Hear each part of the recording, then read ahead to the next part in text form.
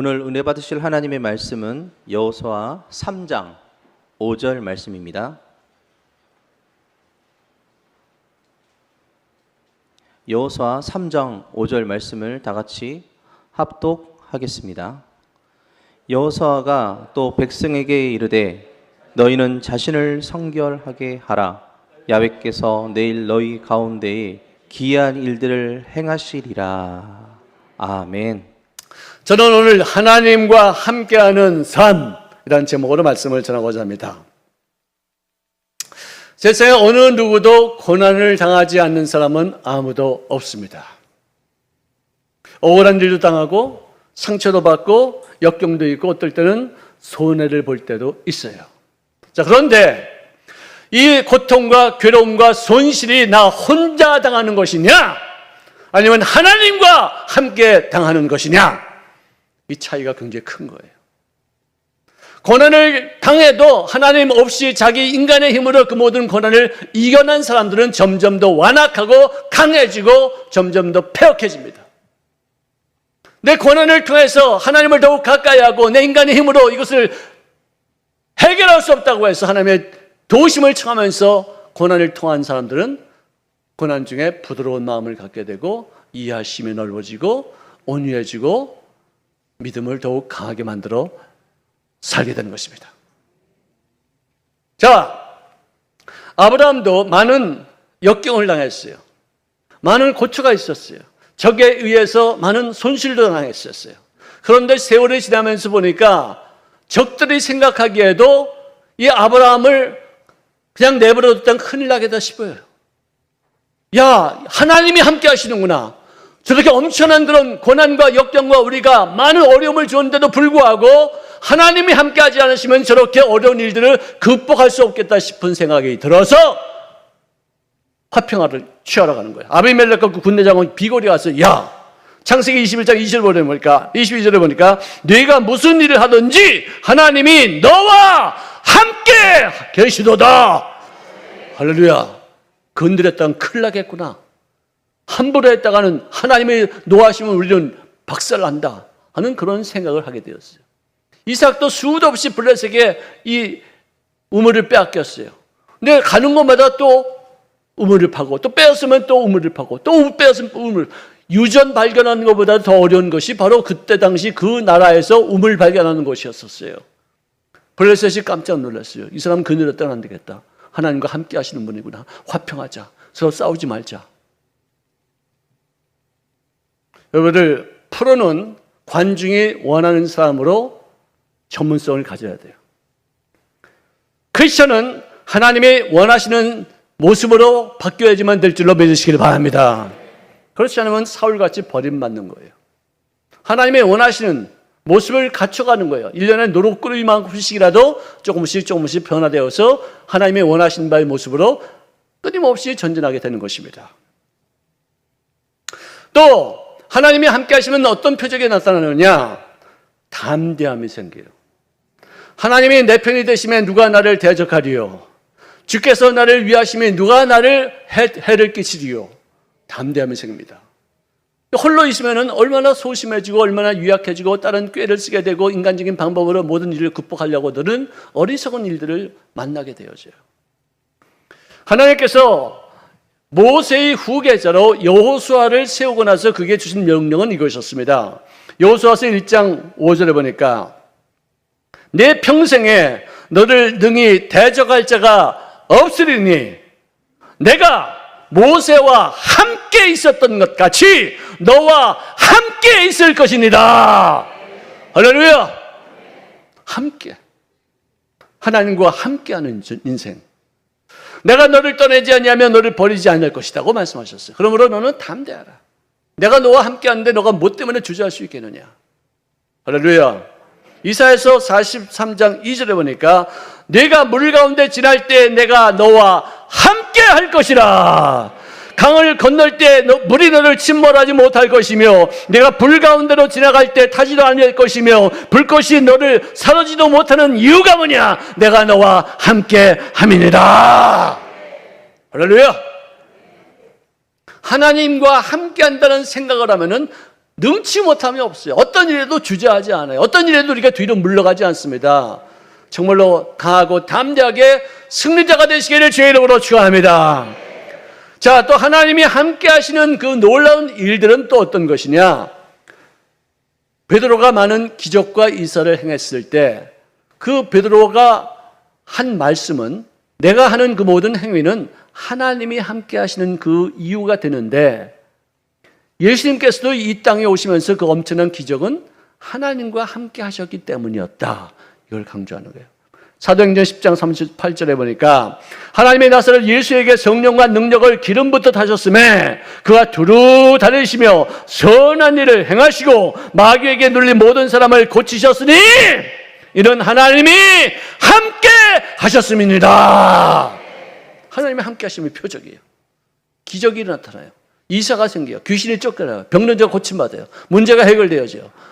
죽은 사람이 살아남을 입어봐요. 할렐루야. 하나님이 함께 하시기를 바랍니다. 주님께서 동행하시기를 바랍니다. 나도 주님과 더불어 동행하는 인생이 되시기를 주의 이름으로 축원합니다. 여러분들 여리고성을 도울 때 하나님께서 명령하신 것은 무엇이냐? 떠들지 마라. 하루에 한 바퀴씩 돌아라. 그리고 맨 마지막 날에는 7바퀴 돌아라. 일주일 동안 그렇게 하라. 그러면 13바퀴 도는 동안에 말 한마디도 안 했어요. 왜 말을 지키지 않으셨을까요? 왜 떠들지 말라고 하셨을까요? 네? 그때 만약에 이 사람들이 여리고성을 돌면서 말을 하게끔 만들었으면은 분명히 무슨 말이 나왔을까? 이건 뭐 하는 거야, 이거? 아니, 지금 싸우기도 좀 바쁜데 이거 돌아서 이게 성이 무너지겠어요, 이게? 그래서 수고도 아마 한 바퀴도 제대로 못 돌아왔을 거예요. 무슨 말들이 이렇게 많은지. 사람들은 말하기 시작하면 말의 자유, 언론에죠. 별 말들 다 해요. 그러니까 절대로 들리지 마라. 떠들지 마라. 맨 마지막에 13바퀴를 다 돈 다음에 그때 가서 내가 너희에게 외칠 수 있는 기회를 줄 테니까 그때는 힘을 다하고 뜻을 한데 모아서 한 목소리로 외쳐라! 그랬었어요. 그들이 순종했어요. 그 말씀을 믿었어요. 아주 어떤 상황이더라도 이 딱딱 치고서 한 바퀴, 두 바퀴, 맨 마지막에 7바퀴 돌리니까 계속 뛰었겠죠. 하루 종일 7바퀴 돌리니까 막 뛰어갔겠죠. 그러나서 양락벌이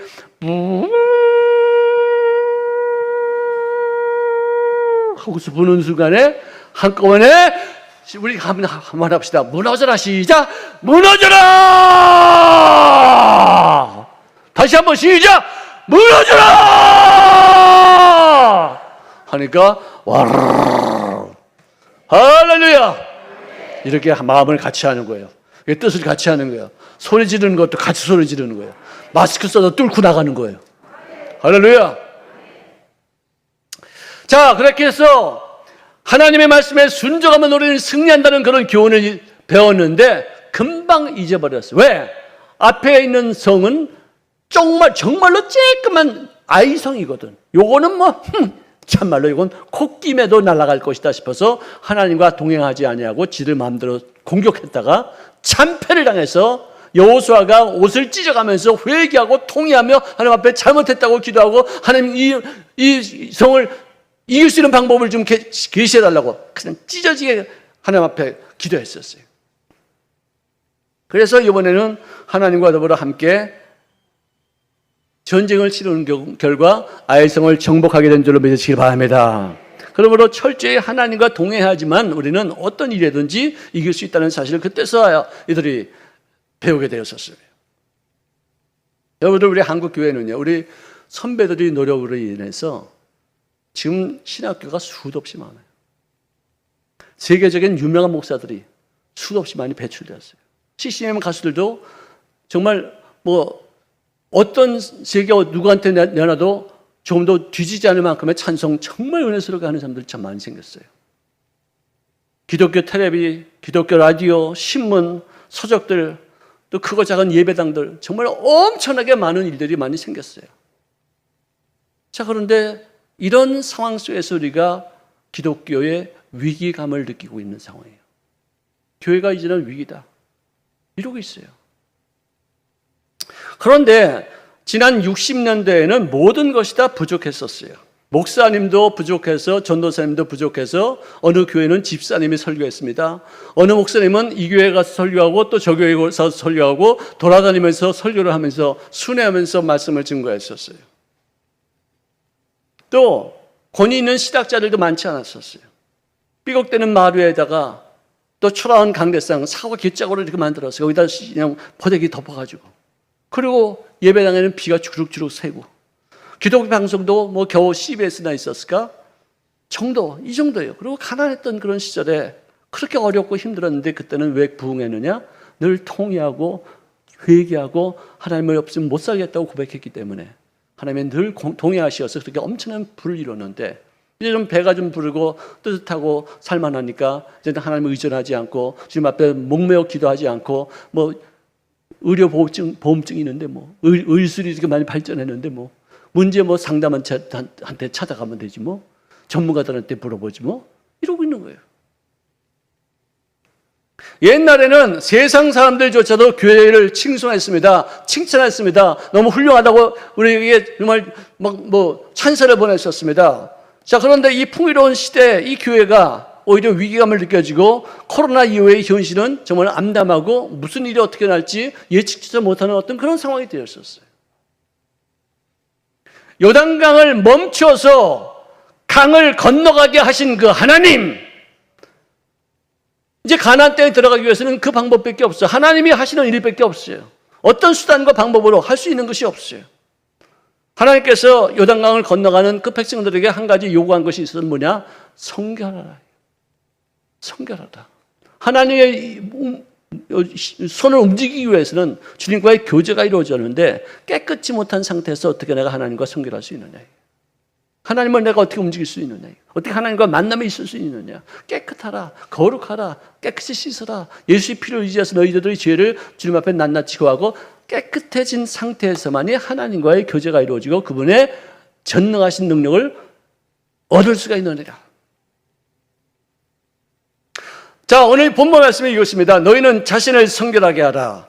야훼께서 내일 너희 가운데 기이한 일을 행하실 것인데 그 첫 번째 조건이 뭐냐? 깨끗이 씻어라. 마음을 씻어라. 몸을 정결하게 해라. 의복을 갈아입어라. 발을 씻어라. 온몸 전체를 예수의 피로 적시라. 그러기 위해서 우리가 주님 앞에 나의 죄를, 무슨 죄를 지었는지도 모르는 우리들이었었는데 낱낱이 고하고 낱낱이 주님 앞에 아뢰고 씻은 다음에 그 다음에 하나님의 기적을 기대하라 이것이죠. 이 방법밖에 이제는 없다는 얘기예요. 어떤 것을 우리가 하나님의 손을 움직일 수가 있겠느냐? 왜? 지금 우리가 가지고 있는 건 다 있잖아요. 시설도 다 있잖아요. 정말 우리가 구할 게 뭐 있겠어요? 다른 방법은 다 있어요. 사람들도 많이 있어요. 근데 이제는 하나님의 능력 외에는 다른 것이 없다면 그 하나님의 능력을 구할 수 있는 제일 첫 번째 방법은 깨끗한 거예요. 할렐루야. 우리가 정말로 기적을 바란다면, 우리가 또다시 한국 교회가 부흥하기를 진정으로 원한다면, 우리 개개인들이 모두가 다 참 크리스찬이 되기를 원한다면 딱 한 가지밖에 없어요. 너희는 거룩하다. 이는 나 야훼 너희 하나님이 거룩함이니라.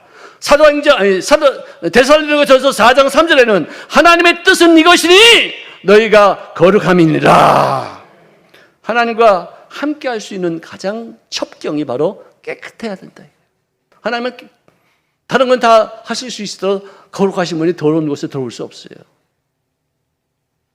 그동안에 우리는 세상과 구별되지 못했던 교회 생활을 하고 있었어요. 한국 교회도 그랬었어요. 세상 사람들과 별반 다를 것 없이 추하고 더럽고 사악하고 거짓말하고 투명하지 못했었어요. 개인과 교회 그리고 나의 삶이 깨끗이 못했어요. 정직하지 못했어요. 교회 정치도 그랬었어요. 모든 것이 다 무능하지만 우리 인생은 모두가 다 아무것도 할 수 없지만 성결할 때, 깨끗할 때, 주님 앞에 씻음바 되어져서 주님 앞에 간절한 마음으로 기도할 때 전능자의 오른손에 움직여지게 될 줄 믿으시길 바랍니다. 이 방법밖에 없어요. 하나님은요, 내가 항상 하는 얘기입니다. 자판기가 아니에요. 돈 넣고 누르면 나오죠? 내가 거기 갈 때 손 닦지 않아도 돼요. 그냥 돈 넣고 누르면 통통 하고도 나와요. 내가 거기 갈 때 의관을 갖추지 않아도 돼요. 쓰레빠 신고 가도 돼요. 근데 하나님 앞에 나올 때는 손을 닦아야 되고 마음을 씻어야 되고 의관을 갖춰야 되고 마음을 정결케 하고 내가 지은 죄를 낱낱이 주님 앞에 아뢰어서 깨끗해진 다음에 하나님 주시옵소서. 주님 이 기도를 응답하시옵소서. 하나님 저에게 도움을 주시옵소서 하실 때 그때 임하실 줄로 믿으시길 바랍니다. 그분은 인격체야. 그것도 거룩하신 인격체이기 때문에 자판기처럼 누르면 나오는 게 아니에요. 구하라 주실 것이 무조건 나오는 게 아니에요. 깨끗하게 해야 돼요. 그분과 우리 사이에 막힌다면 허물어줘야지 돼요. 에베소서 4장 29절에 보니까 무릇 더러운 말은 너희 입 밖에도 내지 말고 오직 덕을 세우는데 소용되는 대로 선한 말을 하여 듣는 자들에게 은혜를 끼치게 할지어다. 할렐루야. 쓸데없는 말 하지 말자. 누구 흉보고 쑥덕거리는 그거 하지 말자. 은혜를 끼치는 말을 하자. 나도 그래서 요즘 말을 많이 줄여요. 왜 내가 농담도 잘하잖아요. 여러분 잘 아시다시피. 하는 꼬라지가 그렇잖아요. 근데 요즘은 내가 많이 좀 줄이고 친구들한테도 정말로 목사다운 모습을 내가 보이는 것 외에는 다른 방법이 없겠다. 그래서 말도 정말 진지하게 이렇게 하고. 그러니까 내 마음이 너무나도 좋은 거예요. 이렇게 좋은 줄 몰랐어요. 깔끔해지고 간결해지고. 인터넷 사용도 휴대폰도 내가 하나님과 교제하는데 이것이 방해가 된다면 좀 줄여야지 돼요. 저도 좀 많이 줄이고 있어요. 취미생활도 좀 줄이고 또 좀 농담도 이제 많이 좀 줄이고 하나님께 방해가 되는 어떤 그런 언행은 우리가 좀 많이 줄이고 또 그만해야 되지 않겠느냐. 필요한 말만, 좋은 말만, 남에게 칭찬하고 남에게 격려하는 말, 은혜가 되는 말만 해야지 누구 비난하고 흉보고 욕하고 쓸데없는 뉴스에 어떤 여자가 어쨌다더라, 어떤 배우가 어쨌다더라 이런 얘기는 왜 은혜도 안 되는 거. 예? 아이고 징그러워. 집에 보면은 내가 신방하면은 장식용 장에 양주병이 들어가 있어요. 그거 왜 거기다 갖다 놔 그걸? 예? 그거 치워야죠 이제. 우리 마실 거 아니잖아. 거기 했다가 왜서 폼나는 것도 아니잖아. 이 집이 양주 먹는 이런 것도 아니잖아요. 책도 깨끗한 책을 읽어야 되고 컴퓨터에 보관된 것도 정말 좋은 자료들만 있어야지 더럽고 추잡한 건 다 지워버려야 될 거 아니에요. 부정적인 생각, 분노와 혈기, 남을 비방하는 마음, 하나님을 집중하지 못하게 하는 것들은 다 버리시기를 주의 이름으로 축원합니다. 이제 정결해야 돼요. 깨끗하게 살아야 돼요. 세상 사람들은 우리가 주일날 교회에 모이는 것을 이해하지 못해요. 왜 악착같이 교회를 가려고 그러는지 비난해요. 그들이 단잠을 자는 새벽에 왜 우리가 예배당에 와야 되는지 그들은 이유를 몰라요.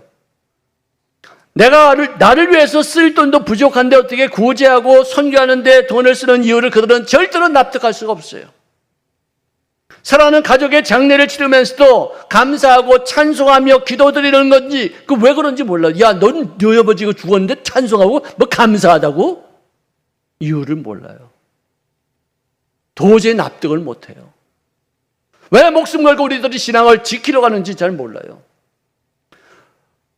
왜 차별금지법이 나쁜지 몰라요. 그 사람들은. 왜 우리가 반대하는지 몰라요.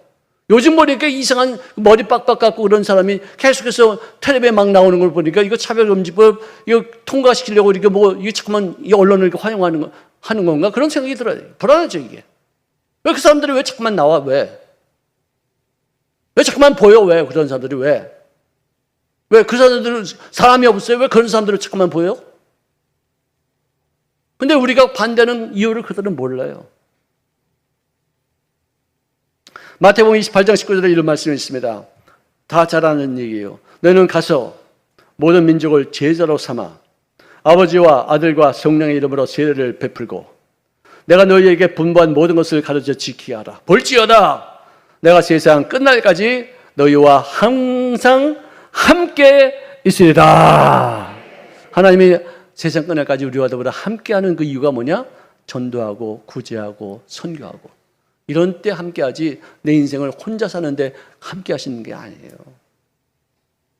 왜 함께 하시는지, 내가 왜 어려운 문제를 주님 앞에 고할 때 주님께서 나에게 그 문제를 응답하시고 나의 문제를 해결시키는지, 왜 나만 잘 살고 좋으라고? 아니에요. 그렇게 너가 응답받는 것을 체험했으면은 그것을 나누라 이거예요. 하나님 살아계시다. 너는 예수 믿는 게 내 문제 때문에 나왔지만 결국은 천국 가고 구원받는 것이 제일 큰, 그리고 상급받는 것이 문제가 아니겠느냐. 헛되게 인생만 살지 말자. 이걸 깨닫게 하기 위한 것이 아니겠어요. 우리를 하나님이 함께 하시면 인생을 매 순간마다 누리시고 그 목적을 온전하게 잘 이루시는 삶이 되시기를 주의 이름으로 축원합니다. 자, 우리